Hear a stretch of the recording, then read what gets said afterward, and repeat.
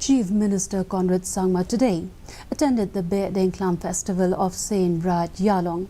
Addressing the gathering, Sangma said that the government is committed and assured all financial assistance as pointed out in the memorandum submitted by the Saint Ialong, which includes a sitting gallery, approach road and tourism potential, etc. Around 10 rods were carried by different localities of Saint Ialong on the final culmination day.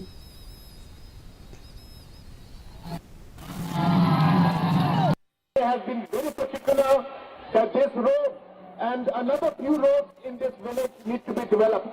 Let me assure you, I have discussed this matter with our PWD department that we will be making this road also, and we commit that this road also will be constructed for the benefit of the area.